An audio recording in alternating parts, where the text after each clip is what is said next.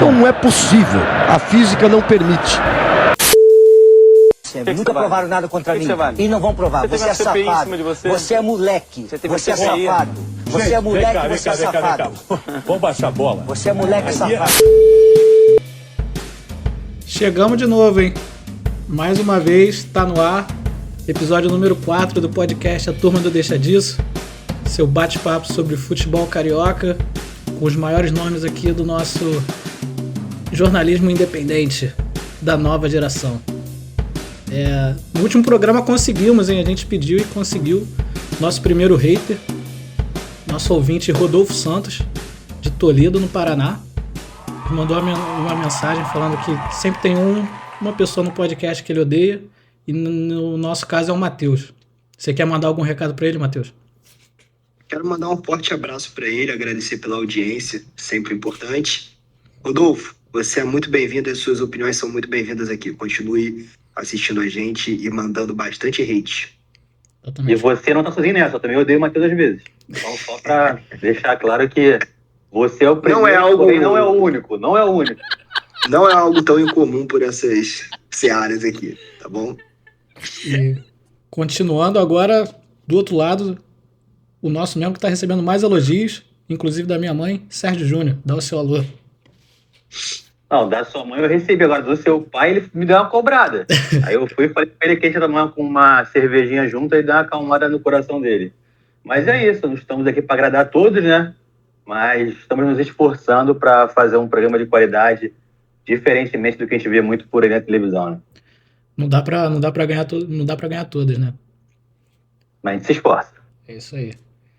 Henrique, corajoso, com a sua camisa do Vasco. Boa noite. Boa noite, meu caro amigo. Essa camisa aqui é em homenagem ao Gigantesco da Colina, em homenagem ao programa número 4, que foi a quantidade de vezes que o Vasco já caiu. Então é uma homenagem ao meu querido clube do coração que gosta de me fazer sofrer. Pra quem não sabe, o Henrique é humilde o suficiente de estar aqui com a gente, mas o cara na verdade é famoso, amigo de pessoas como Casimiro Miguel. Então, assim, ele tá... Ainda vão mandar o print de quando a gente era amigo, hein? Não, você mandou entre a fama... gente, eu vi lá que vocês realmente trocam mensagens e quem sabe um dia, né, ele não vem aqui também comentar um episódio com a gente. Fica o convite. Fica aí. Casimiro, queremos você aqui. Coloca na imagem, editor, o print do moleque trabalhando, né? Casimiro, queremos você aqui, hein? Nosso editor tá merecendo um aumento. O cara tá fazendo um trabalho bom. Marcelo, por último, mas não menos importante, também seja bem-vindo a mais um episódio. Galera, boa noite. Já antecipando que o nosso âncora vai dizer mais tarde. Você que quer anuncia aqui com a gente. Eu estou aceitando patrocinadores de microfone, tá? Para que a gente continue melhorando o nosso áudio e eu não receba tantas críticas pelo meu microfone. Um grande abraço. Pegando esse gancho, anuncie sua empresa aqui, sua banca de jornal, com o jogo do bicho ou não, sua padaria, sua casa de apostas, seu bar, por que não? Hambúrguer. Nós temos bastante mercado consumidor aqui para pizzas, hambúrgueres, churrascarias, né? Então, assim, aproveita a oportunidade, porque depois que a gente tiver estourado, vai ser difícil. Lá ele. Também não se esqueça de deixar seu like, seu comentário, assim como o Rodolfo Santos. Toda crítica construtiva faz bem para nós, a gente vai ler, vai responder você. Então fica aí o recado. Agora já entrando na nossa primeira pauta, no sábado tivemos primeiro jogo da final do Carioca, Flamengo 2-0 em cima do Fluminense, gols de Ayrton Lucas e Pedro. Vitor Pereira veio com uma formação ali um pouquinho diferente, né? O Arrascaeta estava machucado, Everton Ribeiro não entrou, ficou no banco, o Gabigol também ficou no banco. Veio com um time mais jovem, né? Com o Matheus França, o Cebolinha do outro lado, o Thiago Maia. E a estratégia acabou dando certo, né? O primeiro tempo equilibrado ali. O Fluminense até teve a melhor chance do jogo, desperdiçada pelo Ares. E no segundo tempo o Flamengo aproveitou as oportunidades e depois só segurou o jogo, né? Depois que estava 2-0. Marcelo, quais foram as suas impressões desse jogo? E ainda dá para o Flu virar? Dá para o Fluminense virar desde que pega o jogo de sábado, pega o jogo de sábado e joga no lixo. É o que o Fluminense tem que fazer. Porque eu esperava um Fluminense mais incisivo, mais Fluminense nível do Diniz, mais troca de bola, pressionando a saída de bola, e não foi o que a gente viu. O que a gente viu foi um Flamengo procurando jogar. O Fluminense teve um início de jogo bem promissor, mas ficou só no início esse promissor. Depois o Flamengo, com a qualidade individual que tem, as peças que o Vitor Pereira colocou no jogo, foi surpreendente, mas deu certo. O próprio Gabriel Barbosa, ele pediu para jogar de 9, então entre ele e Pedro não tem condições de dar o Pedro. Então as escolhas do Vitor Pereira deram super certo. O que o Ayrton Lucas está jogando é um absurdo. Ele está jogando uma barbaridade. Não é tão o primeiro gol foi dele, e a jogada do segundo gol foi dele. Então a impressão que fica do primeiro jogo é um Flamengo que soube se impor mesmo diante das dificuldades que ele poderia ter. E um Fluminense que eu esperava mais. Eu esperava um Fluminense municiando mais o Cano, e isso não aconteceu. Então o Fluminense vai ter que pegar esse jogo e fazer tudo o contrário. Pegar esse jogo e utilizar de exemplo para conseguir buscar a virada. Clássico é clássico, mas foi difícil. Henrique, para você, os 2-0 foram com duas leis do ex, né? Ayrton Lucas e Pedro. Você também foi um dos que comentou que o Fluminense tinha um leve favoritismo para esse jogo. Você concorda com o Marcelo? Faltou o Fluminense ter mais Diniz ali, mais aquela jogadinha, aquela saída, chegar bem no ataque. O Arias sumiu o jogo todo, né? O Cano também pouco foi acionado. E o que eles têm que fazer para o segundo jogo? Então, eu concordo com meu querido irmão gêmeo. E até acho que o jogo foi bem aquém do que poderia ser. O primeiro tempo eu achei bem truncado, não gostei do primeiro tempo. O segundo tempo, com o Flamengo já em superioridade também numérica, o Fluminense não produziu como poderia produzir. E o que eles devem fazer é o que o Marcelo falou, ver esse jogo e fazer diferente. Principalmente o Arias, que sinceramente parecia o preparador físico do Vasco, sumiu. Não jogou bem, o Fluminense por inteiro não jogou bem.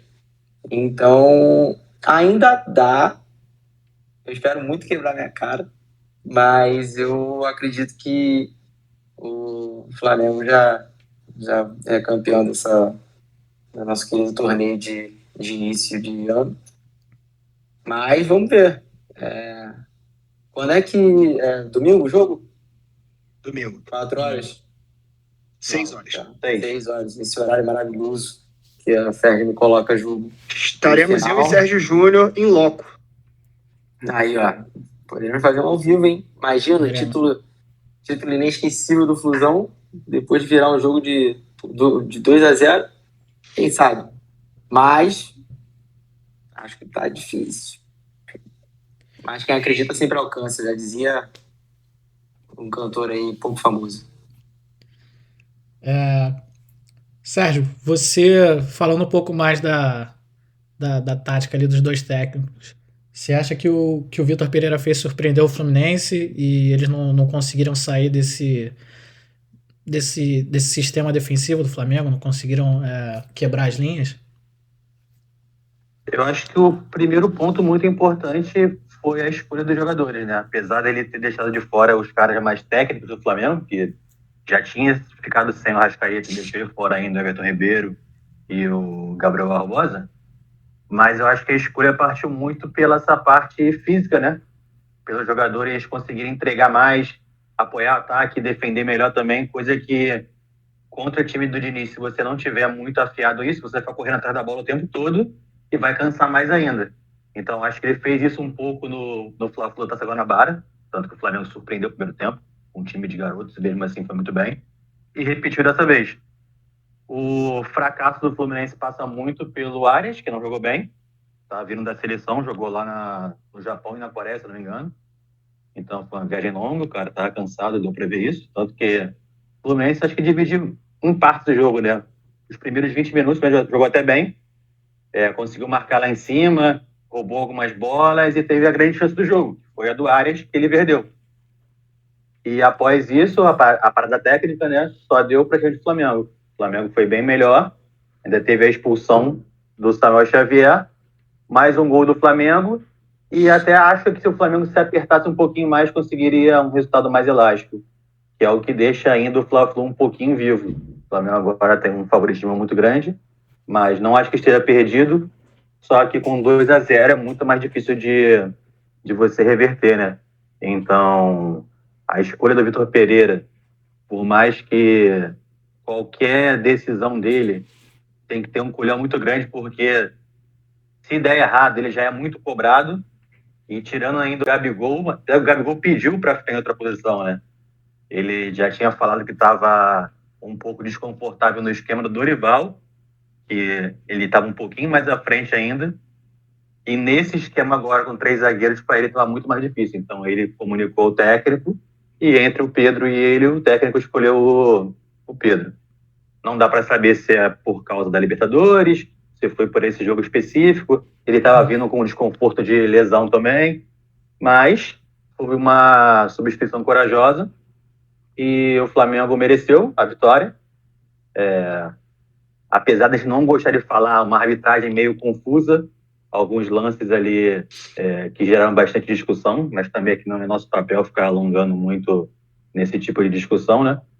Só que eu acho que o Fluminense ficou pior ainda foi a expulsão do Diniz, porque na beira do campo ali ele faz muita diferença, ele deixa o time muito mais ligado, ele cobra muito mais, e eu acho que isso vai fazer falta pro jogo da volta. Mas de resto não está definido, como falei, mas ficou bem difícil o Fluminense. Acho que você foi certeiro, né? Fluminense com 3 desfalques para o próximo jogo. 2 titulares, né? O Samuel Xavier e o Martinelli também saiu machucado. E o Diniz não vai estar lá, né? Então... ainda tem chance do Alexander não estar também. Por causa da seleção sub-20, né? Exatamente. O Fluminense não pediu liberação do Alexander.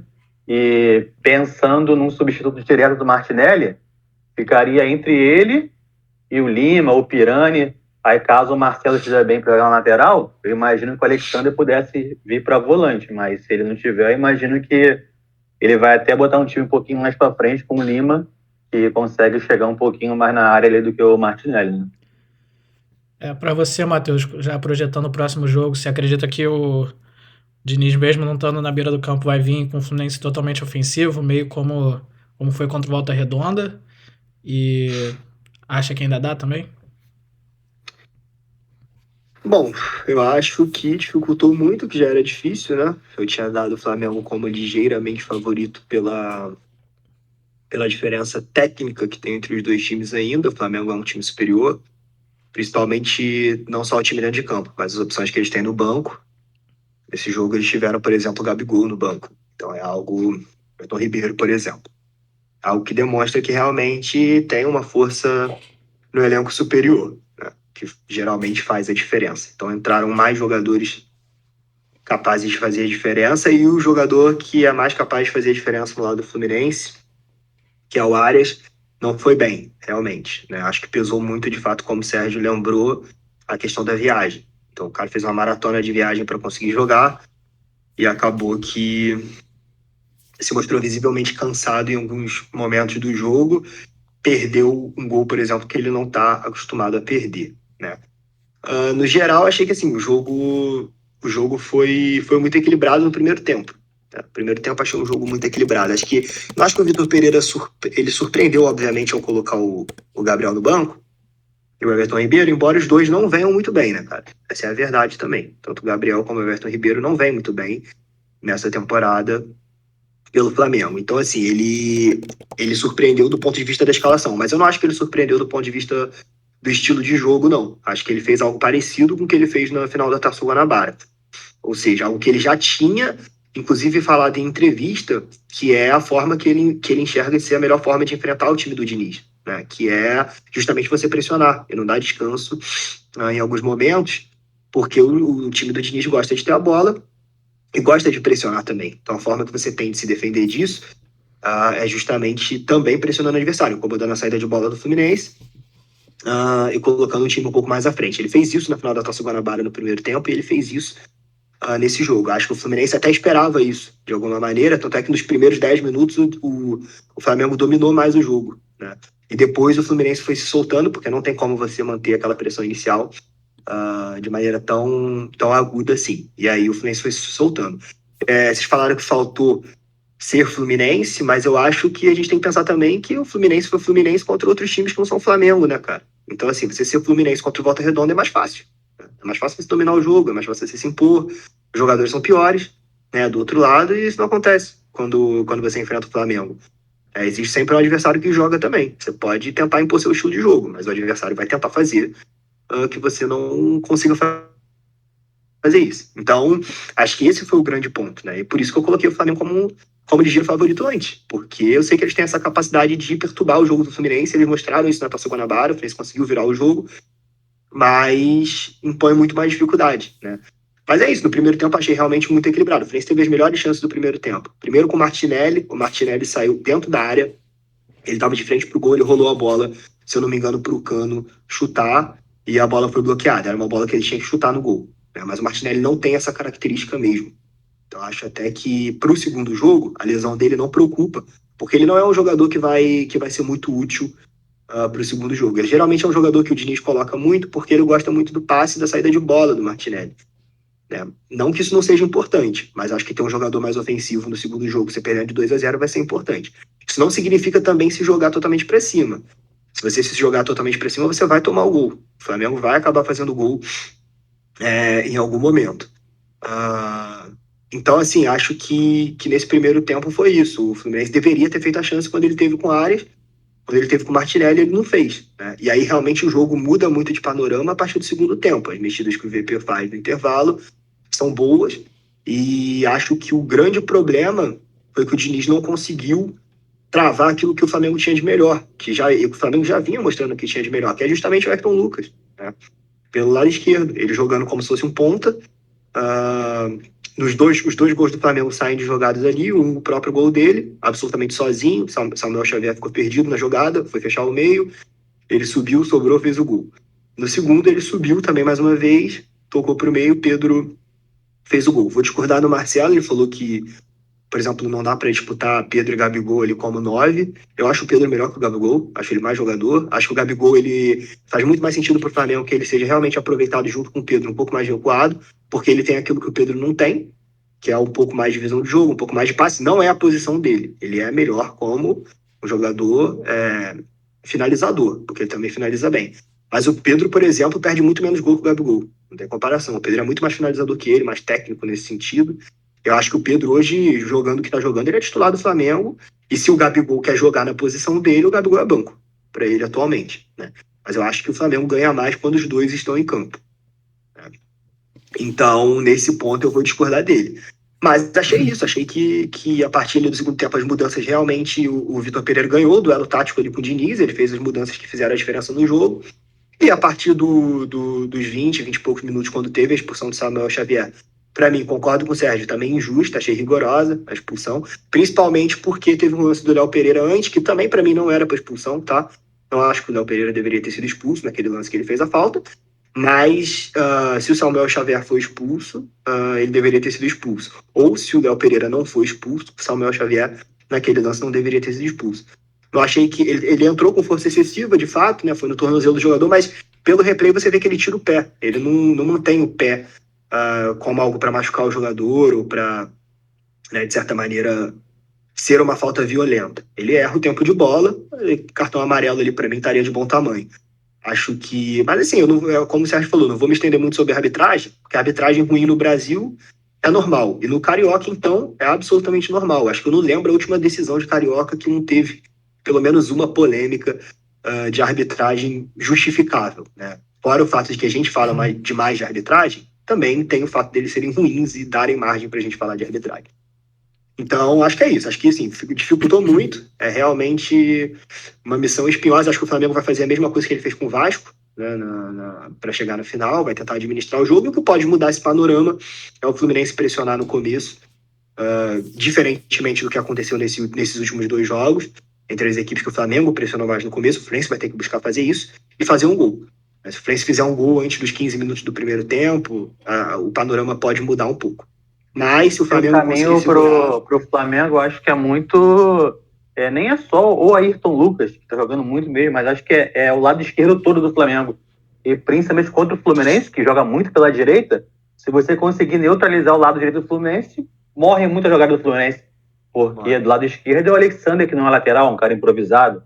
O Samuel Xavier consegue muito mais essa triangulação ali, conseguir puxar pro meio. E o Flamengo ali, com um zagueiro a mais, botando o Ayrton Lucas bem livre.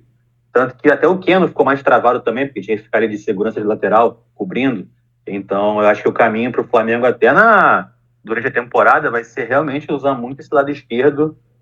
Talvez com a volta do Bruno Henrique, se ele estiver bem, vai conseguir encaixar muito bem com o Ayrton Lucas, né? E é aquela parada que a gente falou sobre o jogo do Vasco, que a bola às vezes cai no pé do Pedro Raul e ele não vai fazer. Caiu no pé do Pedro, cara, ele vai de 3 e vai fazer 2.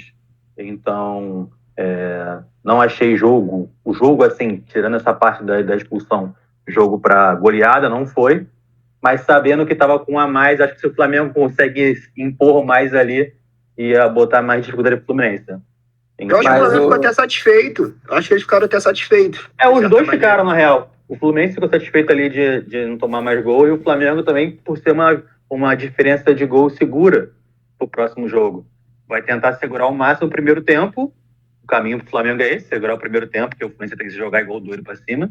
E o caminho pro Fluminense é realmente tentar fazer um gol no começo. Então, mas eu acho que aí é jogo, Sérgio e Matheus, porque a zaga do Flamengo não é lá essas coisas. Então, se o Fluminense conseguir apertar desde do goleiro, acho que aí tem jogo. Acho, né? Não, tem jogo. Acho que, sem dúvida, se a gente for colocar o grande ponto fraco do Flamengo hoje, é a defesa. É o que o Vitor Pereira mais precisa arrumar. Mas, por exemplo, nesse último jogo ele não tomou gol, né?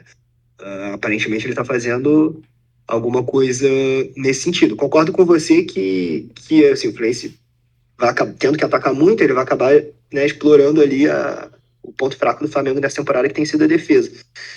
Mas isso é muito perigoso. No futebol não tem muito o que você fazer, cara. Se você ataca muito, você se expõe. É impossível. E o Flamengo não é o Volta Redonda, né? O Volta Redonda, exatamente, os 7 lá, ele não conseguia passar do meio campo. O Fluminense indo pra cima, massacrando, e não tinha saída ali.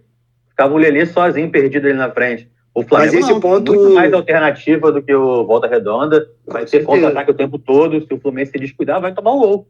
Então, mas não tem o que fazer, tem que ir pra cima. E lembrando que os dois vão viajar agora, no meio da semana. Tanto o Fluminense quanto o Flamengo vão para Libertadores. Só para finalizar, eu acho que assim, o Sérgio falou a questão do Diniz, eu queria reforçar isso. O Diniz precisa ser cobrado pela atitude dele ter sido expulso. Isso vai prejudicar muito o time no segundo jogo. Cara, acho que assim, tá insatisfeito com a decisão do juiz. Primeiro que assim, embora eu discorde da decisão do juiz, também não foi alguma coisa escandalosa, absurda para ele se destemperar a ponto de, né, querer xingar o juiz ali na beira do campo e tal. E não é a primeira vez, deveria né? ter pensado. Exatamente, é um histórico recorrente dele. A gente entende. Tá sendo marcado, né, sendo marcado. Exatamente, mas assim, e agora? No segundo jogo, seria super importante ter ele ali, já perdemos o Samuel Xavier, mas pra mim é pior perder o Diniz do que perder o Samuel Xavier. Embora o Samuel Xavier, como o Sérgio falou, tenha se tornado um jogador, cara, muito importante nesse esquema, porque pelo lado direito, ele joga o Samuel Xavier pra dentro, pra jogar pelo meio, e ele puxa o Arias pra aquela ponta direita. E o Arias é muito bom ali, né? Sai muito gol do Fluminense por ali. E realmente o Flamengo lançar o Ayrton Lucas trava um pouco o Fluminense nesse sentido. E do lado esquerdo sobra o Alexander, que não é da posição, e o Keno, que não tá bem ainda. Não foi aquele Keno que a gente, embora ele tenha jogado muito bem 1 ou 2 jogos, ele ainda tá devendo. Então o Diniz vai prejudicar muito, né, cara, nesse sentido o Fluminense. Dificultou muito mais. Aquilo que já era difícil foi dificultado pela postura do treinador. E precisa ser cobrado por isso, naturalmente. Perfeito, então finalizamos aqui o Fla-Flu. E agora, finalmente, vai acabar a pré-temporada do futebol brasileiro, né? Os torneios de verdade vão começar. Brasileirão, Libertadores, Sul-Americana e terceira fase da Copa do Brasil. Os 3 times do Rio que estão nessas competições, né? Botafogo, Flamengo e Fluminense, vão ter verdadeiras maratonas. O mês de abril vai ser absurdo ali, cada um vai jogar 9 vezes. O Vasco só tem o brasileiro até o final do ano, mas rapidamente, né, teve um amistoso também no final de semana contra o Atlético e tomou 2 gols do Balotelli brasileiro, o famoso Sassalotelli. Léo Jardim não tem mais condições de ser titular do time do Vasco.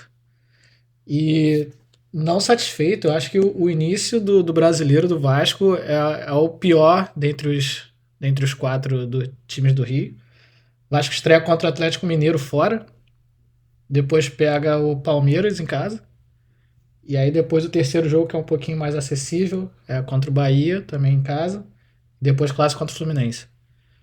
Então, assim... pra liderar o campeonato. 3 vitórias previsão de 3 pontos em 12. Então, eu acho que o que pode favorecer o Vasco é que esses times, né, o Atlético, Palmeiras e o Fluminense, estão envolvidos em outras competições, então talvez no início do brasileiro joguem ali com times alternativos, né? A gente vai falar pelo amor de Deus. A gente vai falar muito de Brasileirão ainda semana que vem, fazer as nossas previsões. Mas, Henrique, rapidamente comenta sobre o jogo do Vasco, primeiro se você assistiu, e o Vasco também não foi ao mercado mais, né? Nesse último mês aí, não trouxe mais ninguém. E preocupa? Qual o seu nível de preocupação atualmente? No momento, de 0 a 10, o meu nível tá em 6. Quando passar as 5 rodadas e o Vasco tiver feito um total de 2 pontos, aí eu começo a ficar desesperado. Mas falando sobre o jogo, eu vi muito pouco o jogo. Infelizmente não foi possível ver o jogo, esse incrível jogo. Mas o pouco que eu vi foi um time apático, onde tiveram poucas oportunidades. O goleiro do Atlético se destacou muito bem. E é inacreditável que o senhor Orelhano tenha sido contratado por 20 milhões de reais. Esse senhor jogador, para não xingar aqui, não consegue entrar em forma, ele só entra no segundo tempo e joga mal. Foi ele o que ocasionou o segundo gol do nosso querido Sassá. Então é inacreditável que o Orelhano tenha sido contratado por esse valor astronômico. Não joga, e quando joga mal, apesar de demonstrar ter categoria. Mas o cenário é desesperador. Não desesperador ainda, mas é extremamente preocupante. E só para ter uma notícia boa, hoje a gente jogou contra o Tupi. A gente ganhou de 5-1, tá? Com 3 gols do Galarza. Então... A luz no fim do túnel. Vai estar embalado, hein? Rumo às cabeças. A luz no fim do túnel, gol do Galarza. É pra eu cortar meu pulso aqui. Mas é basicamente isso, cara. É preocupante. Extremamente preocupante. Se cortar o Henrique antes do jogo do Flamengo pro de agora é completamente diferente. Antes era o Henrique confiante, agora é o Henrique preocupado. O estadual e suas ilusões, né? Mas olha só. O estadual ele serve tanto pra te iludir quanto pra te dar um choque de realidade depois. Que aí quando tu perde ali, foi eliminado da semifinal do Carioca, jogando bem, mas foi eliminado. Aí logo em seguida pega um time pequeno na Copa do Brasil e perde. Aí faz um amistoso e perde. Aí vai começar o Brasileirão contra 3 times fortes e perde. Tem que ligar o sinal de alerta. Aliás, já tem que estar ligado o sinal de alerta, porque não teve reforço, é esse time aí que vai e não tem outro jeito. Pelo menos até julho é esse time aí, né? O que é preocupante, porque todo mundo, todo torcedor, até o clubista, sabe que a gente precisa contratar. E o meu querido Paulo Brax não se mexeu. Então, mas não existe uma declaração, algo do tipo na colina que dê indícios que o Vasco vai esperar para buscar reforço no meio de ano? Como é que é? Porque agora também eu não sei se em abril, cara, Geralmente ninguém contrata em abril mesmo, né? Não tem nenhuma declaração, né? O Paulo Brax, né? Silêncio absoluto na colina? Pra não dizer que a gente não foi no mercado, a gente contratou... Tá fechado. Acho que não fechou ainda nacional, né? Fechou acho que ainda não. Nacional vai até o dia 20. Até porque o Vasco contratou semana passada. O Vasco contratou Ian, sei lá do Santos. Cuja torcida do Santos está dando graças a Deus que ele saiu. Então, para ser a sombra do Pedro Raul. Então, assim, é extremamente preocupante, para não dizer desesperador. Mas, se tiver uma vitória aí contra o Atlético Mineiro, eu volto a sonhar e iludir.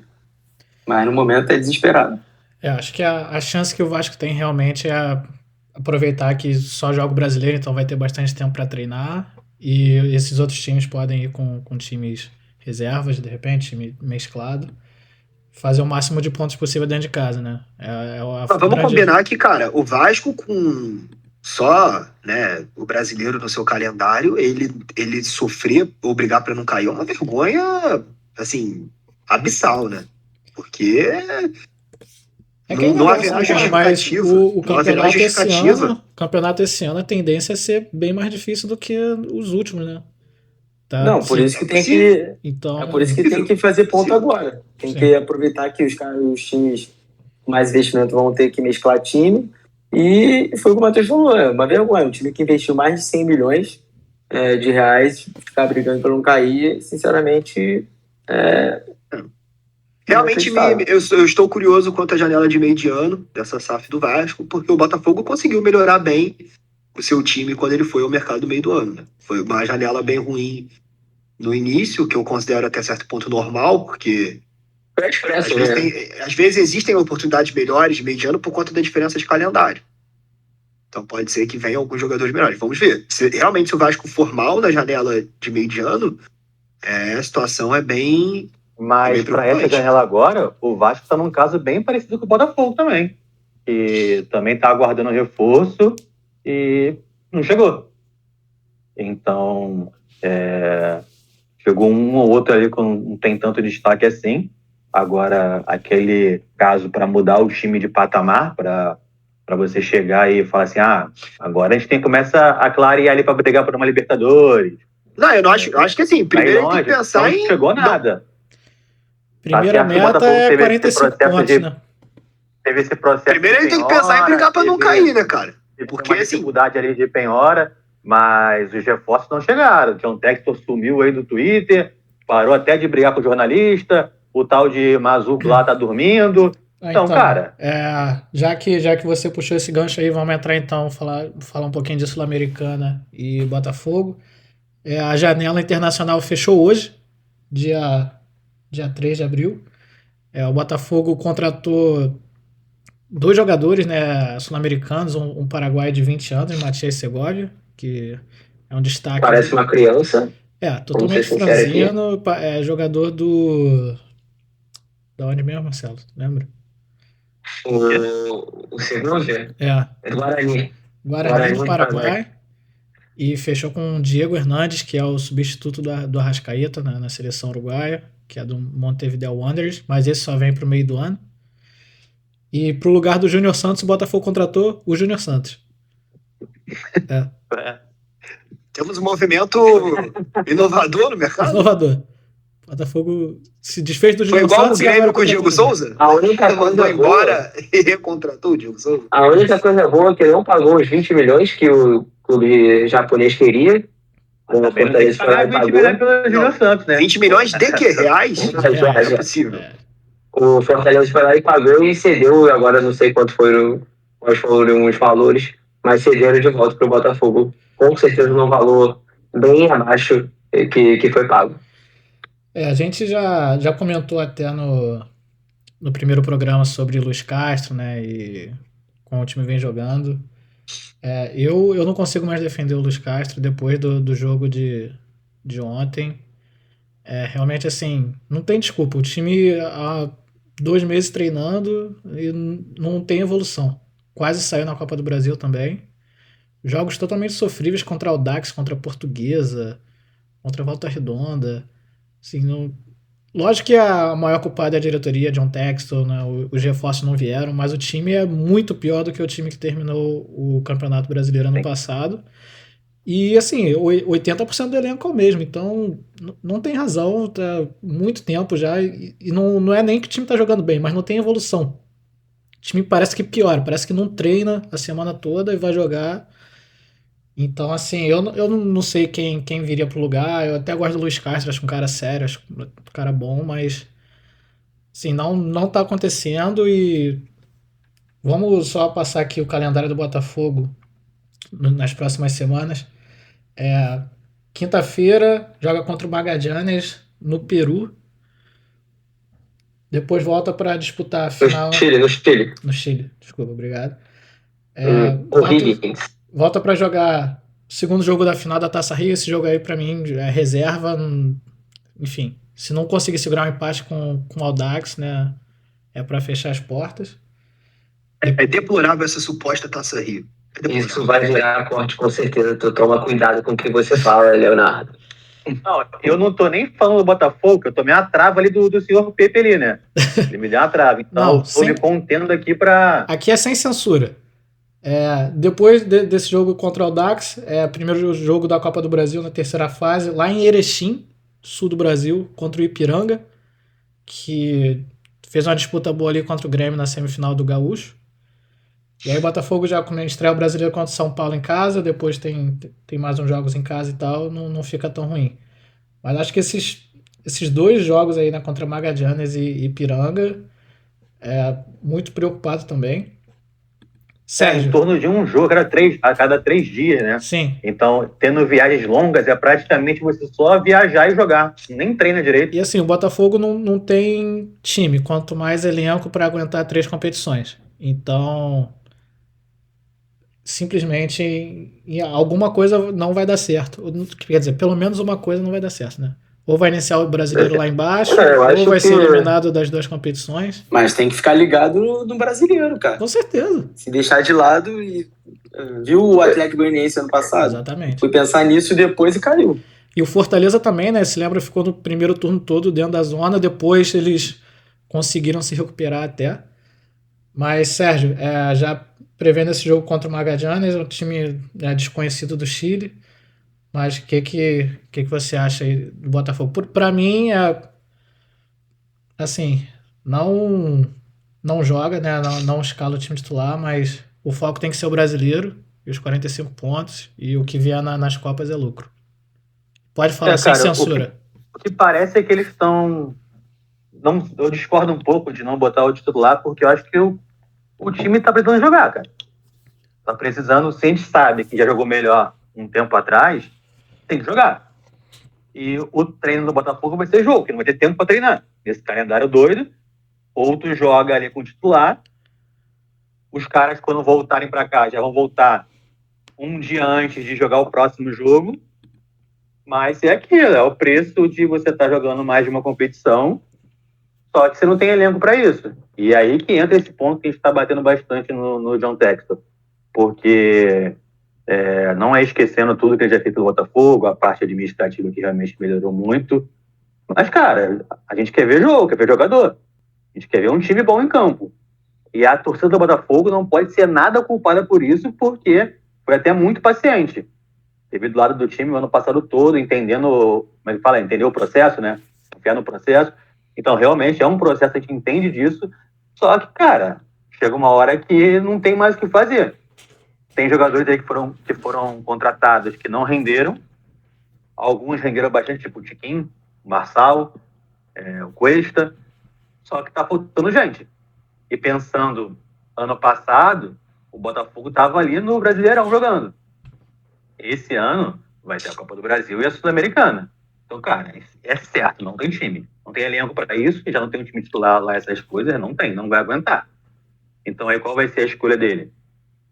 Para comentar sobre o Botafogo já é complicado, porque as coisas acontecem de uma forma muito confusa. Num calendário desse, o cara vai jogar um jogo a cada 3 dias, é uma situação muito complicada, preocupante, e eu esperava muito que trouxesse reforços para esse começo de ano. Então, até mesmo com aquela série do Jefinho, que foi, por mais que tenha sido um valor bom, foi muito criticada, porque, cara, no meio do planejamento, começou o ano, começou o campeonato, o cara sai.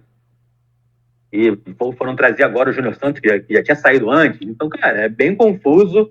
Parece muito que é uma movimentação de um time que não tem organização, como se fosse o Botafogo ali do antigo. E é aquilo, cara. Vamos ter que esperar, aguardar.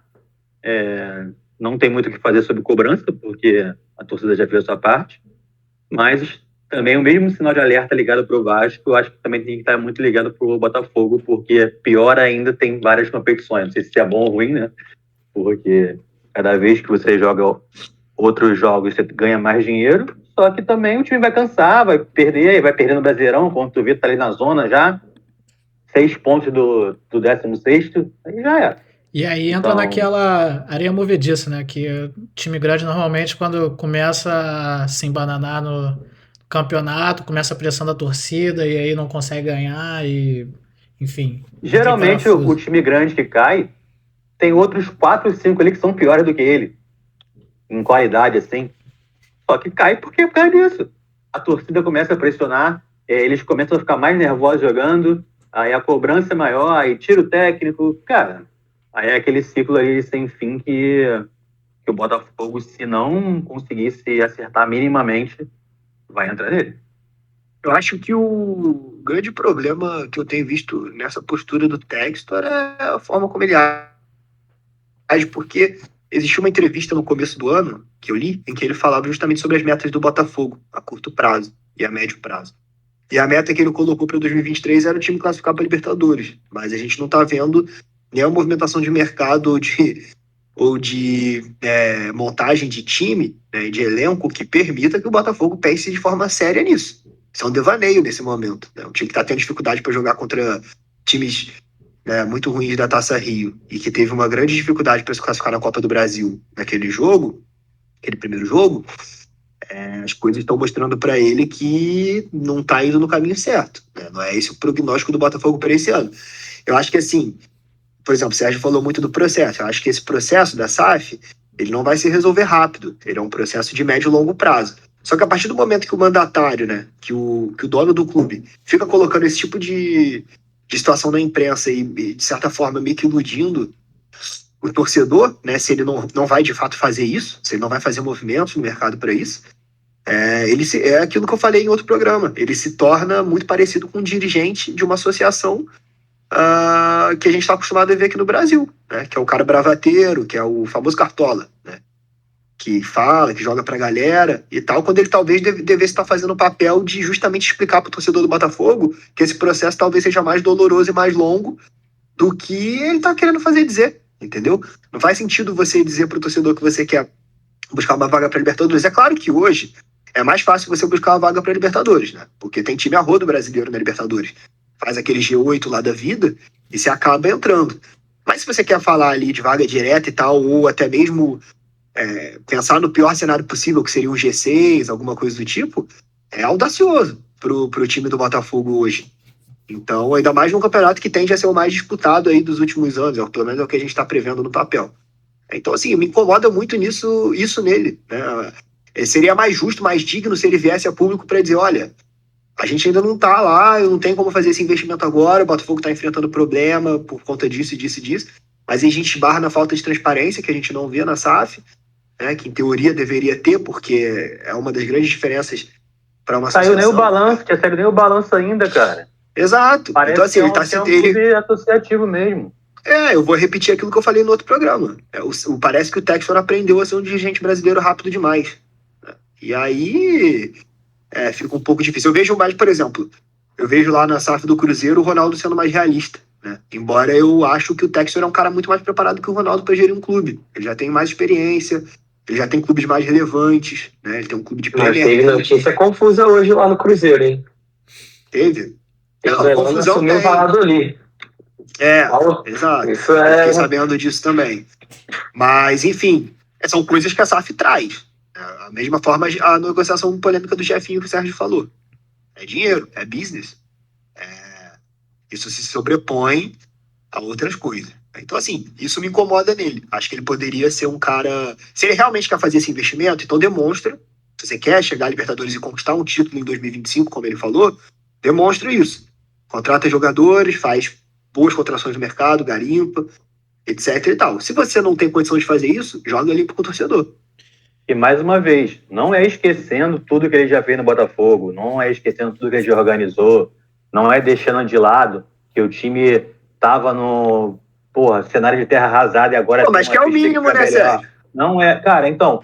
E tem a zona que também é a legislação aqui do Brasil. O Botafogo sofreu um monte de penhora agora, que não era passou, teoricamente não era passou. Mas que ele sabia. Mas não é pra usar, não dá pra usar de muleta, então, né? Mas a gente tá falando sobre até uma falta de transparência, sobre que dava para ser um pouquinho melhor do que tal o futebol.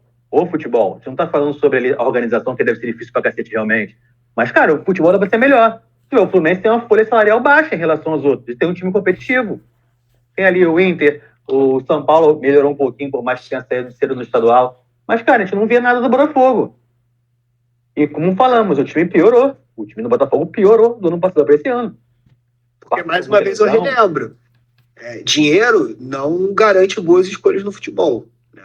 Ele facilita muito. Porque, por exemplo, o Flamengo tem a margem para errar muito grande. Né? E ele consegue pegar jogadores que é mais difícil ele errar. Porque, cara, você vai no jogador que está bem consolidado, é mais provável que ele chegue no seu clube e jogue bem. Né? E com um time bom, com bons jogadores do lado, etc e tal. O Botafogo ele ainda depende, por mais que ele seja SAF, ele depende de fazer bons investimentos certeiros, que foi uma coisa que o Fluminense ficou bom em fazer. O Fluminense fez investimentos certeiros, trouxe o Arias, que era um jogador que ninguém conhecia, né? Alguns jogadores que mesmo sem ser SAF e tal, organizando minimamente as contas do clube, o clube conseguiu fazer boas contratações. Quando você tem uma margem de erro menor, você precisa ser assertivo. No futebol é muito difícil ser assertivo, cara, porque é uma caixinha de surpresa mesmo. O jogador que tá bem pode ir mal, etc e tal, mas como eu gosto de dizer, isso é um problema para ele. Se ele quis comprar o Botafogo, ele tem que saber fazer isso, ele tem que saber escolher pessoas que trabalham para ele, que façam isso, e estruturar o clube para que isso aconteça. Né? E a gente comunicação, não tá vendo isso né? acontecer. Eu acho que falta muita comunicação. Acho que a principal reclamação dos botafoguenses é essa, porque você não sabe muito o que está acontecendo.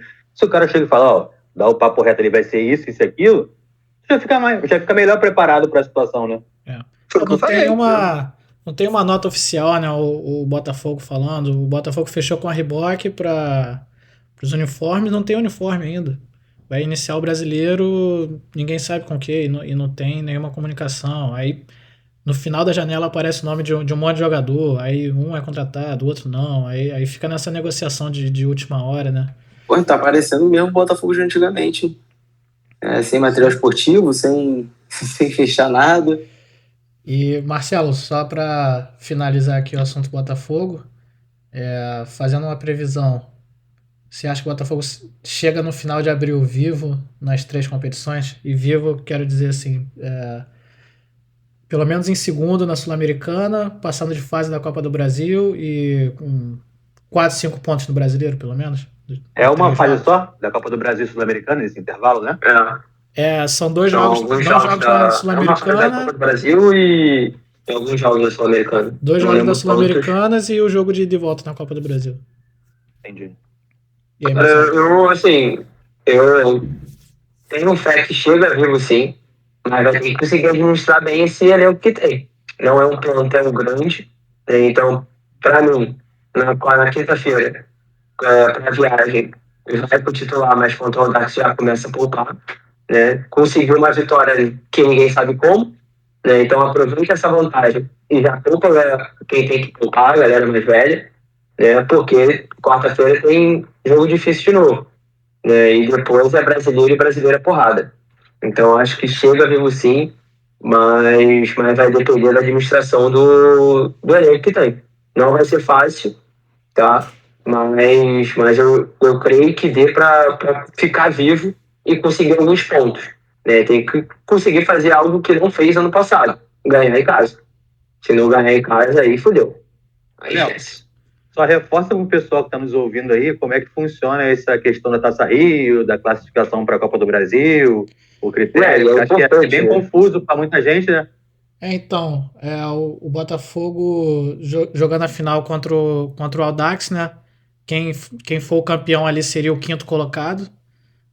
do Campeonato Carioca e se classificaria direto para a Copa do Brasil do ano que vem. Quem ficar em sexto, ou seja, se o Botafogo, o Audax perdeu, o Audax for vice, é o sexto colocado. Mas aí caso algum outro time carioca que já está classificado, ou seja, Vasco, Flamengo e Fluminense, se classificarem diretamente para Libertadores, por exemplo, ficarem entre os 8 ou forem campeões, abre mais uma vaga no estadual.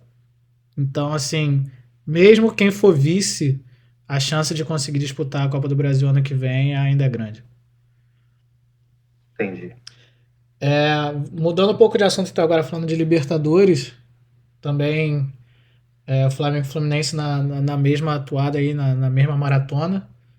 O Flamengo joga quarta-feira contra o Alcas, na altitude. Depois volta para o segundo jogo contra o Fluminense. Depois, no outro meio de semana, pega o Maringá pela Copa do Brasil. A gente já falou aqui que o Flamengo tem mais elenco, né? Tem mais possibilidades e provavelmente deve conseguir passar tranquilamente de fase, tanto na Copa do Brasil quanto na Libertadores. Mas, Henrique, a altitude é sempre difícil de jogar. Qual deve ser a estratégia do Flamengo? De repente entrar com o mesmo time mais jovem que jogou contra o Fluminense? Ou botar os caras mais cascudos que já estão mais acostumados com Libertadores? Cara, então, eu colocaria o time que já jogou contra o Fluminense, que foi o time que o Vitor Pereira treinou, tanto contra o Alcas e aí no segundo jogo da final do Carioca. E só pouparia no jogo contra o Maringá, porque o Flamengo tem um elenco muito bom. Então, pelo menos para esse primeiro jogo da Libertadores, eu acho importante colocar o time considerado titular. Mas colocaria pelo menos o Gabigol, porque é um líder em campo e eu tenho certeza que com ele em campo vai ajudar até a molecada. E até pensar melhor, na melhor jogada e tal. Mas eu iria com o time titular, colocando o Gabigol. E iria com o time titular também para a final do Carioca, porque também é uma final. E aí só pouparia só contra o Maringá para dar uma descansada nos titulares, para ir com força total, pelo menos para essa primeira rodada do Brasileiro, se não me engano, né? Fluminense, Maringá e depois já começa o Brasileiro, é isso? Depois Flamengo, Curitiba, Flamengo, Nublense, Inter e Flamengo. Depois o segundo jogo contra o Maringá e o último jogo em abril é Flamengo e Botafogo. Eu começaria com força total na Libertadores e deixava para poupar quando já tivesse garantido. Porque a gente já viu várias vezes o Flamengo pipocar em algumas situações. Então eu prefiro que o Flamengo... Primeiro eu prefiro que o Flamengo perca, né? Mas isso não vai acontecer, então eu acho que a melhor estratégia seria o Flamengo continuar com esse time titular, colocando uma peça importante, mais experiente, como é o Gabigol, e deixaria para poupar somente contra o Maringá. É altitude, né? Eles vão jogar lá na altitude. Então, eu acho que é mais provável e adequado poupar lá. Sim. Porque vai ter outros 5 jogos da Libertadores para tu recuperar esse caso, perca esse jogo. E não é um time forte, totalmente forte, né? Mas eu acho que dá mais moral, cara, pro time, até pro próprio time. E todo mundo vai querer jogar, cara, pelo menos no primeiro jogo. É melhor poupar no... Aí volta morto e perde a final do estadual, imagina. Eu acho que dá pra ir pro time misto. Eu ia falar isso, né? Eu acho doideira poupar contra o Maringá, por exemplo, porque é mata-mata. Então, o Maringá faz 1-0 e, entendeu? Depois joga fechadinho no segundo jogo e o Flamengo perde. Enquanto que a Libertadores são 6 jogos. Então, mesmo que se perder o primeiro, o Flamengo tem muito mais qualidade que os outros times ali para poder... O grupo é fraco. O Flamengo vai passar desse grupo tranquilo. E tem como dar sequência justamente para quem não tá jogando. Agora, que o Gabriel, o Everton Ribeiro, o Felipe Luiz, é um time forte ainda. Não, eu também acho. Acho que não precisa ir com o time completo, dá para você ir com o time misto, até porque o time do Alcas está oscilando bastante. Para vocês terem ideia, quem sustenta a zaga é o Cangá. Tá? O Cangá, para quem não lembra, jogou no Vasco por 3 meses, tá? E com certeza meu irmão não tem saudade disso. e contratou recentemente um conhecido do futebol brasileiro, o Otero, que estava no Fortaleza, mas é um time que vem oscilando bastante no campeonato nacional. Então acho que dá o Alcas é também para o atual campeão. Não saiba, é o atual campeão equatoriano. Tá? Hoje o campeonato equatoriano ele está com 4 partidas. E o Alcas está lá em 12º de 16 times, mas como o Marcelo falou, patinando um pouco, mas enfim, com 4 partidas e 5 pontos, é difícil você fazer um prognóstico se o time vai brigar pelo título de novo ou algo Imagina o Otero chutando na altitude. O chute maluco dele. O estádio do Alcas... Ele estreou agora, essa semana. Fica 2.800 metros de altitude, né? Então, assim, é a mesma altitude comparando ali com o estádio da LDU de Quito, né? Que fica 2.700 e alguma coisa, se eu não me engano. Então, é um estádio chato para jogar. Mas como vocês bem falaram, eu acho que eu não vejo necessidade de poupar nesse jogo. Eu acho que o Flamengo pode, talvez, escolher alguns jogadores, se eventualmente estiverem mais desgastados, fazer isso. Mas... Eu acho um pouco arriscado você começar a competição nesse sentido, assim, por mais que o Flamengo a gente sabe que ele vai se classificar, né? Você corre o risco ali de talvez uma derrota, você piorar bastante o prognóstico, deixar as coisas eu acho que o Vitor que Pereira seriam fáceis e difíceis. Ele não tem um time titular, na verdade, né? Acho que cada jogo ele não tem. Ele vai trocando uma pecinha. Ele não tem. Eu acho que ele até imagina, mas tem jogadores desse time titular que estão mal, entendeu? Então ele tá dando opção para outros. E isso, como eu falei aqui também em outro episódio, acho que isso faz parte do trabalho dele, cara. O Flamengo precisa de uma reformulação e se você contratou ele para ser o treinador, você precisa deixar ele tentar impor a forma dele de ver futebol que ele enxerga que é o melhor para esse elenco. E, cara, ele tem feito uma boa evolução, né? Perto daquilo que vinha sendo falado do Vitor Pereira no começo da temporada, que foi como se fosse um técnico horroroso, algo que eu acho que foi muito precipitado, porque ele já tem histórico no futebol. Vitor Pereira é um bom técnico. Treinou clubes grandes, treinou Porto, treinou Fenerbahçe 2 vezes, né? É um cara que tá bem acima da média aí dos treinadores que a gente tem no Brasil. Então, acho que é muito precipitado, né, falar que nesse mediátivo brasileiro que ele era um técnico ruim. Como eu frisei aqui em outros programas, ele precisa experimentar. E o Carioca é um laboratório para isso, cara. Não vejo sentido em alguém reclamar que o Gabigol foi pro banco no Carioca, entendeu? Se ele colocasse o cara no banco na final da Libertadores, a gente sabendo que é um cara decisivo, né, que fez tudo que fez, beleza. Mas eu acho que se tem um momento para ele experimentar coisas é agora. Ele tem que fazer agora mesmo, porque agora ele tem margem para isso. E quando começar a Libertadores aí mais pegado, não tem tanta margem assim. Então, é isso. É um adversário que o Flamengo no Maracanã com certeza vai ganhar. Lá tem a questão da altitude. E, Matheus, agora mudando um pouco de assunto, falando de Fluminense, eu acho que em questão de viagem foi o que se deu melhor. Vai ter o primeiro jogo fora, né, no contra o Sporting Cristal. Mas depois 2 jogos em casa, um jogo fora contra o América, né, que é uma viagem curta, depois mais 2 jogos em casa. O final do mês que é a pior parte para o Fluminense. Mas eu acho que, ao contrário do Flamengo, o Fluminense tem que entrar com força total nesse jogo contra o Sporting Cristal, tentar fazer o resultado. Não há dúvida. Não há dúvida. Porque esse é um jogo que você tem que... A final do Carioca já tá ali difícil, né, de recuperar. Lógico que o Fluminense também vai com força total, mas... Acho esse jogo contra o Sporting Cristal fundamental. Acho que independentemente da final do Carioca, o clube precisaria, e o time precisaria com um time titular para esse jogo, porque o Fluminense caiu no grupo do River Plate e do The Strongest. Então, assim, cara, você tem um jogo do The Strongest que vai ser super complicado, que vai ser na altitude também, então você tem uma grande chance aí de perder ponto. E você tem 2 jogos com o River Plate que vão ser complicados, independente do local. Mais complicado lá, menos complicado aqui. Mas, enfim, são 2 jogos complicados. Então, assim, o Fluminense tem muitos jogos nessa fase de grupos que ele tem grande possibilidade de perder ponto. Então, assim, uma vitória, por exemplo, como contra o Sporting Cristal fora, deixa o Fluminense numa posição bem melhor para ele buscar uma classificação. Agora, se ele perde, por exemplo, para o Sporting Cristal, cara, ele começa a Libertadores muito mal. Porque ele vai ter que obrigatoriamente ganhar do The Strongest lá, né, ou ganhar do River Plate para poder pensar em uma classificação minimamente tranquila, sem ter que ser ali na Bacia das Almas. Então, esse jogo é crucial para o Fluminense começar. O Fluminense tem que esquecer o que aconteceu no Carioca, esquecer é realmente o que vai ter um jogo no domingo contra o Flamengo e para esse jogo contra o Sporting Cristal preparado para ganhar. Lembrando que o Sporting Cristal está em segundo no campeonato. E tá bem, né? E tá bem no campeonato. Tá bem, nos últimos 5 jogos o Sporting Cristal venceu 2 e empatou 3. Ele não perdeu nos últimos 5 jogos, né? Tudo bem, 3 empates, não é essas coisas todas, não é como se tivesse ganho 5 jogos.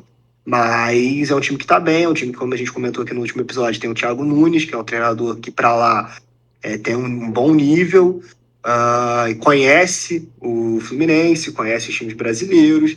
Então, assim, a expectativa é de ser um jogo difícil, cara, e o Fluminense precisa priorizar esse jogo ao máximo. Carioca ficou totalmente de lado agora, porque, como eu falei, uma derrota nesse jogo obrigatoriamente implica que o Fluminense vai ter que buscar pontos muito difíceis em algum lugar para poder se classificar.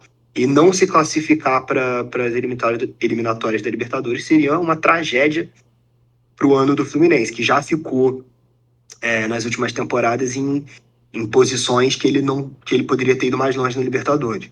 Então, dessa vez ele conseguiu se classificar para a fase de grupos, precisa fazer valer isso e seguir para as oitavas de final.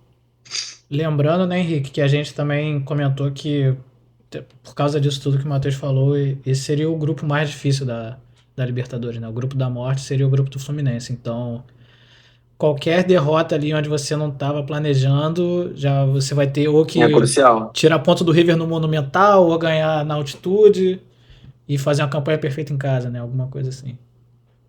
Eu acho que o Fluminense foi o que o Matheus falou, tem que ir com tudo, força máxima para esse primeiro jogo e até ganhar uma moralzinha para final do Carioca. Então, aí com força máxima, e como o Matheus bem disse, esquecer o que aconteceu no sábado e virar a página. Eu acredito que o Fluminense consiga ir bem nesse jogo, mas não vai ser um jogo fácil, porque, como vocês já bem falaram, o Sporting Cristal está bem no campeonato. Parece ser um time organizado. Sérgio, eu vejo o Sporting Cristal meio como um Del Valle, assim, né? Aquele time médio, mas que capaz de tirar pontos dos times melhores, né? Do que ele. Não sei se você concorda. Um pouquinho pior, porque o Del Valle naquela época pegou aquela sequência daquele espanhol, que até agora é técnico do The Strongest, que fez o trabalho anterior ao Juan Ramírez, né? Então, o Del Valle é um pouquinho melhor.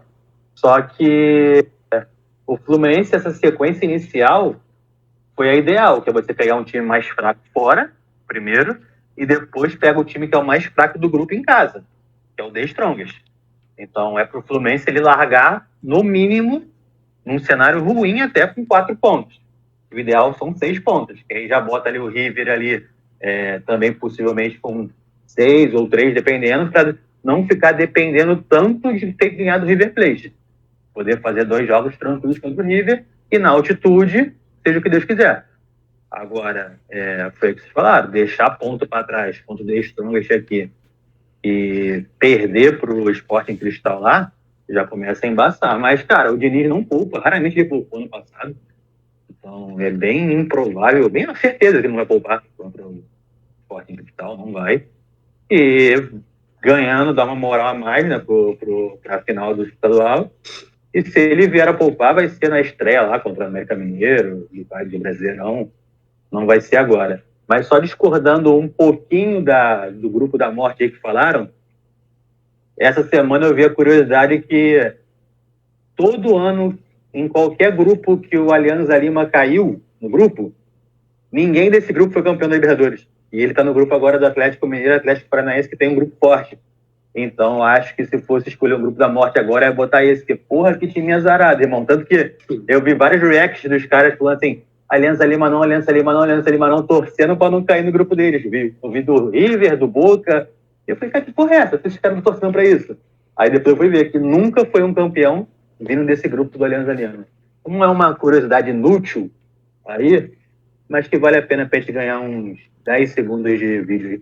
Aqui tem informação, Eu acho que... eu acho que assim, se você pensasse a ponto de Libertadores, né, a nível de Libertadores só, realmente foi uma boa tabela começar com o Sporting Cristal lá, né, porque seria melhor do que, por exemplo, você pegasse o The Strongest na altitude e tal.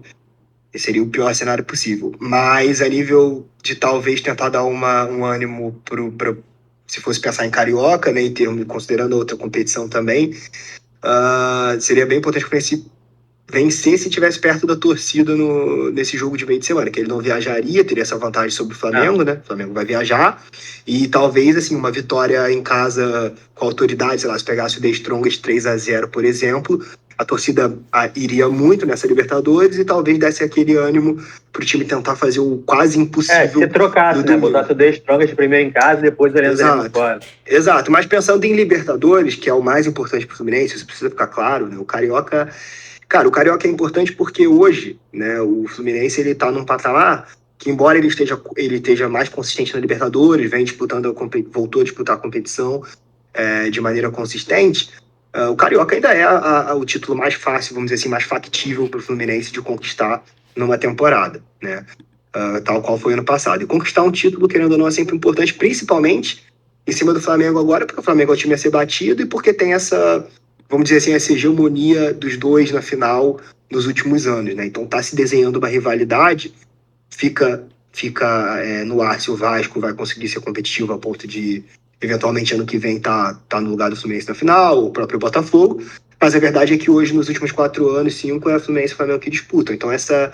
é mais ou menos como teve uma época aí no Rio de Janeiro que a rivalidade era Botafogo e Flamengo. Botafogo e Flamengo disputavam a final todo ano, foram 3 finais seguidas, etc, e a rivalidade estava muito em alta, né? E o Fla-Flu hoje está em alta, porque são os 2 melhores times do Rio. Então o estadual tem importância para o Fluminense. Mas financeiramente, falando a nível de planejamento, de tudo, a Libertadores é muito mais importante, né? Até porque o estadual é um campeonato ridículo que não dá prêmio, né? A meta orçamentária do Fluminense era chegar na final do Carioca, bateu, passar da fase de grupo da Libertadores, então teria que ficar em primeiro ou em segundo ali. Copa do Brasil, se não me engano, é quarta de final, e Brasileirão chegar em sexto para cima. Então são metas até bem pé no chão, assim, tranquilo. Mas é muito mais... Só que vai depender disso. O ano do Fluminense, até por nunca ter ganhado a Libertadores, já é uma vontade que o torcedor tem também de ganhar esse título. Claro, então um grande vai querer sonho, né? Ganhar a Libertadores, vai tentar disputar ao máximo possível e não vai poupar, né? Mas eu acho que antes de pensar em ganhar, o próprio torcedor do Fluminense também precisa ter essa noção, que chegar numas quartas de final de Libertadores, por exemplo, dá muito dinheiro pro clube. E isso ajuda o clube a estar na próxima competição e fazer uma contratação melhor e não conseguir não atrasar salário.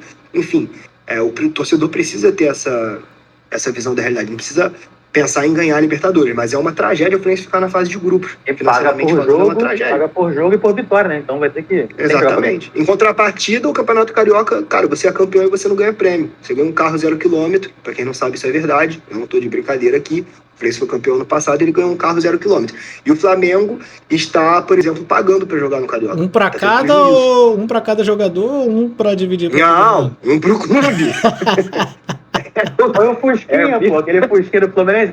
Vira o Uber lá do clube, entendeu? Eu não sei nem o que o presidente faz com isso. Ele vende o carro, porque ele saiu da concessionária e já tá desvalorizado. Você bota lá pra rodar entre os funcionários. Eu não sei o que o clube pode.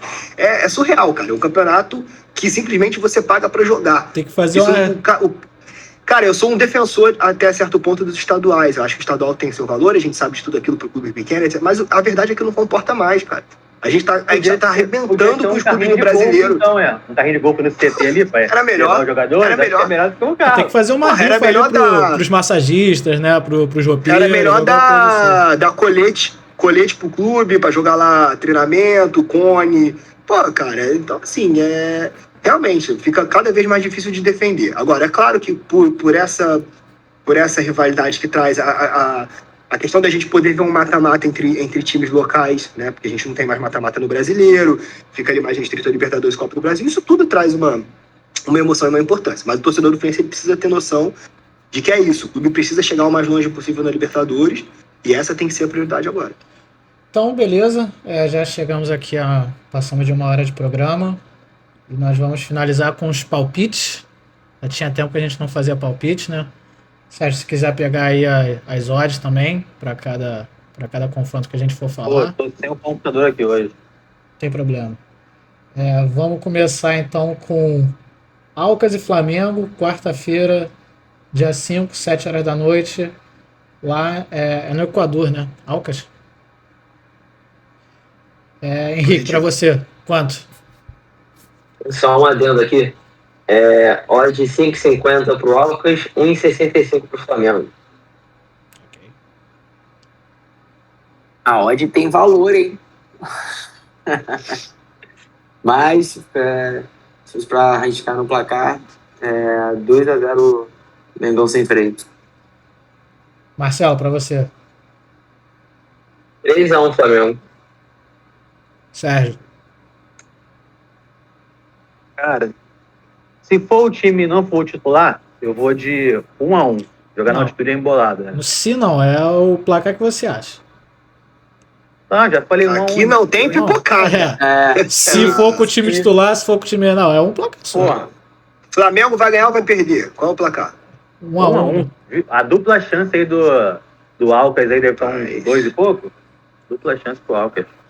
Matheus, pra você. 2-1 Flamengo. Eu vou de 1-0 Flamengo.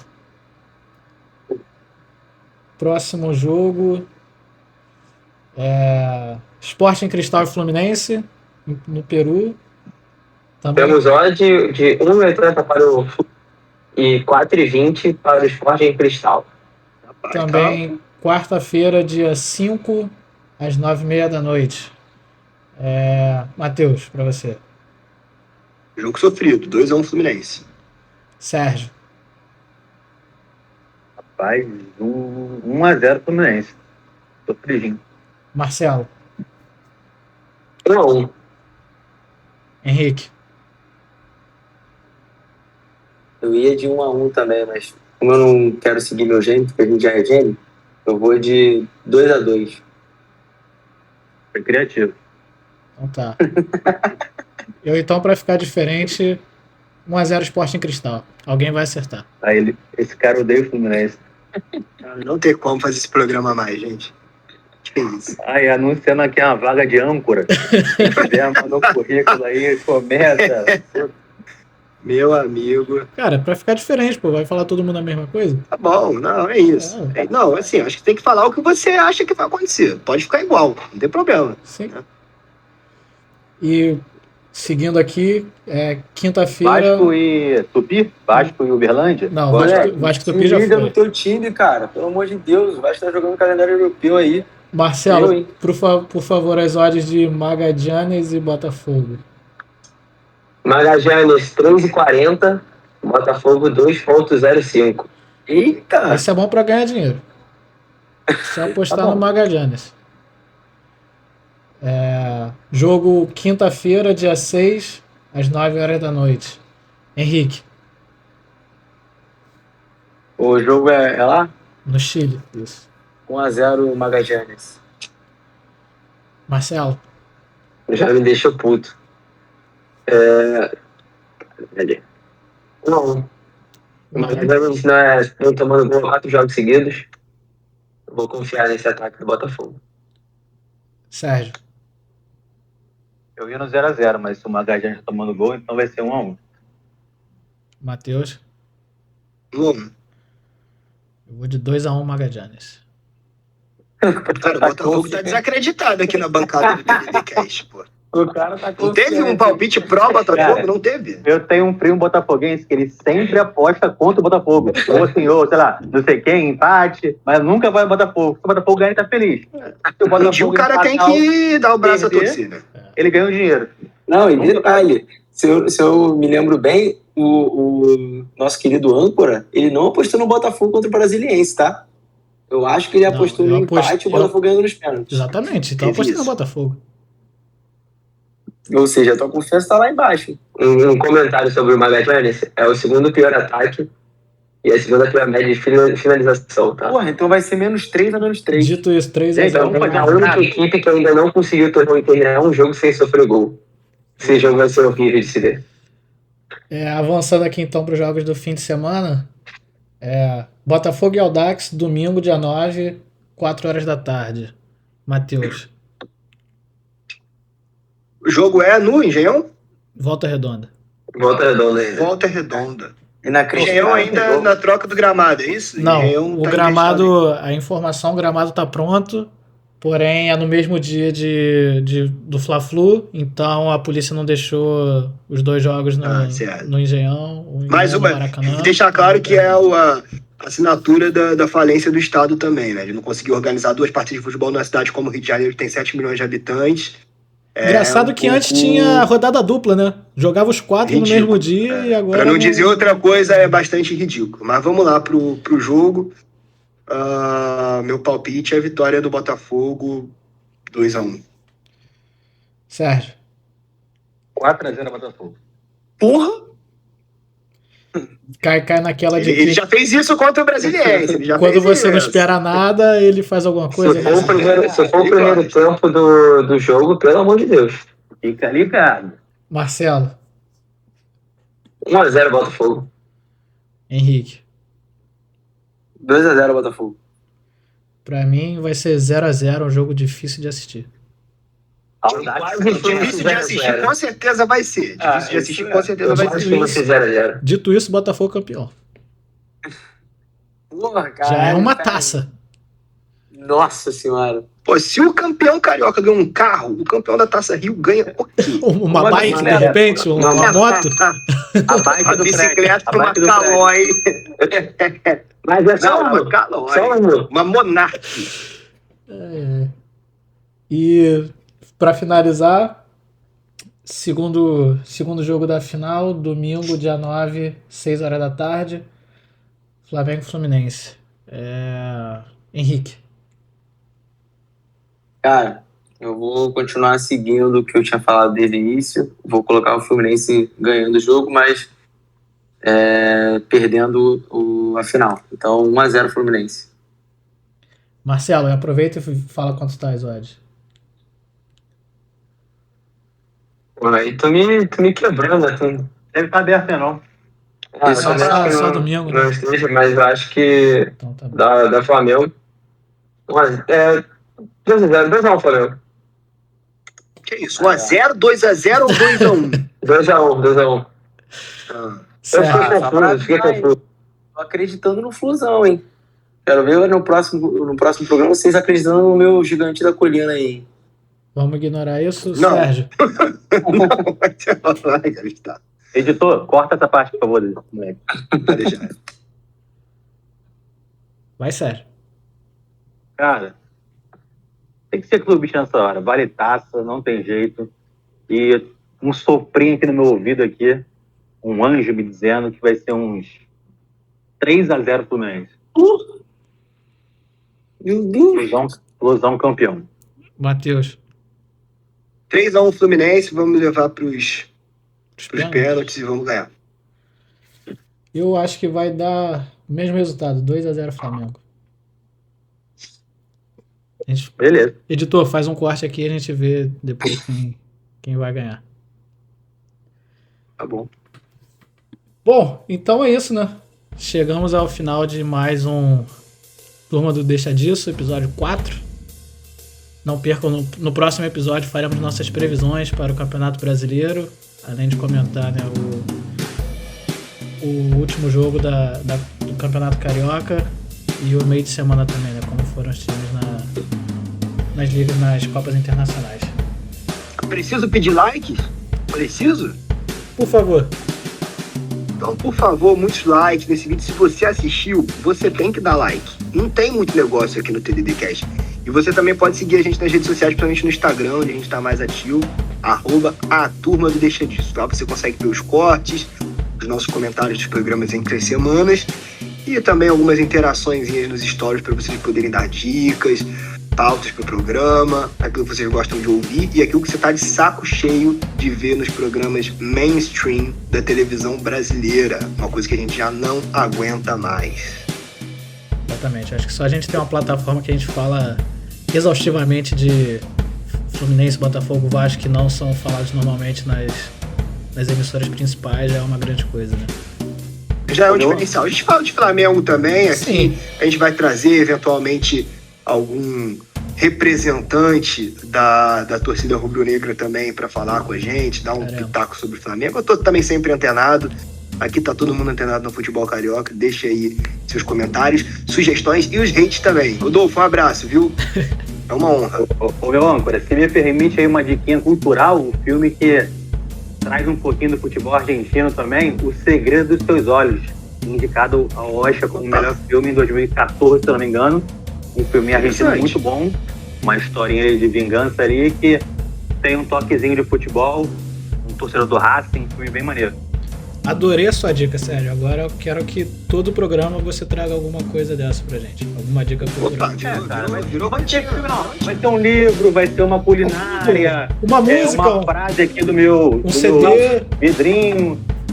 Vai ter alguma coisa, uma surpresa. Um livro, é isso. TDD também é cultura.